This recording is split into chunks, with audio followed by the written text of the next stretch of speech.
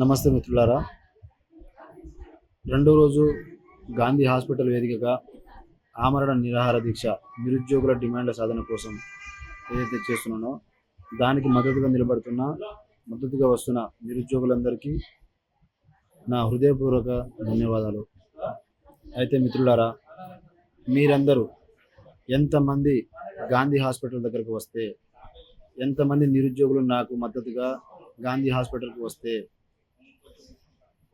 అంత త్వరగా, అంత పెద్ద ఎత్తున, అంత తొందరగా పొలిటికల్ పార్టీస్లో ఇంతమంది నిరుద్యోగులు గాంధీ హాస్పిటల్కి ఎందుకు పోయినారు అని చెప్పేసి వాళ్ళు మన కోసం రావడం జరుగుతుంది.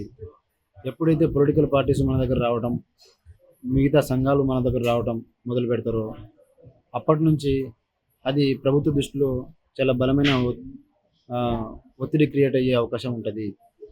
పొలిటికల్ పార్టీస్ ఒక సైడ్ ఒత్తిడి చేస్తుంటాయి, ఒక సైడు నిరుద్యోగులందరూ మీరు మద్దతుగా నిరసనలు రావటం, మాట్లాడటం చేస్తుంటారు.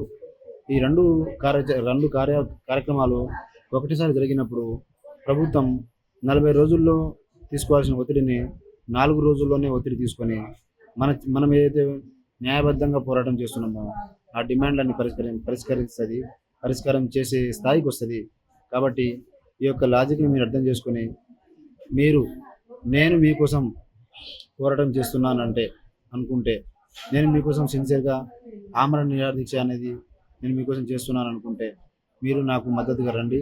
మనం అందరం కలిసి ఇది నాకు మద్దతుగా తీసుకొచ్చి నేను స్టేట్ లెవెల్ లీడర్ అవ్వడం కోసం కాదు, కానీ ఇట్లా చేయటం వల్ల మనము ఒక బలమైనటువంటి ఒత్తిడి క్రియేట్ చేసి మన యొక్క డిమాండ్లను సాధించుకోవడానికి ఈ యొక్క మార్గం ఏదైతే ఉందో అది మనకు చాలా ఉపయోగపడుతుంది. రెండోది, ఇది ఒక పొలిటికల్ ఇంటెన్షన్తో మనం చేస్తుంది కాదు.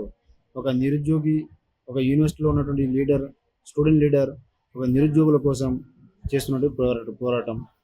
కాబట్టి మీరందరూ మీ యొక్క నిరసన కార్యక్రమాన్ని, మీ యొక్క మద్దతుని రాగలిగిన వాళ్ళు మ్యాక్సిమం ఇక్కడ గాంధీ హాస్పిటల్కి రావాలని, రాని వాళ్ళందరూ మీ యొక్క లైబ్రరీలో, డిస్ట్రిక్ట్ లైబ్రరీలో అక్కడ ఉండి మద్దతుగా ర్యాలీలు చేయటం, నిరసన చేయటం వల్ల మనం ప్రభుత్వం మీద బలమైన ఒత్తిడిని మనం క్రియేట్ చేసి మన డిమాండ్లను మనము సాధించుకునే ఒక మార్గం. కాబట్టి నేను నమ్మిన మార్గం, నాకు అనిపించిన మార్గం కాబట్టి ఇది ఈ యొక్క ప్రపోజల్ని మీ ముందు ఉంచుతున్నా.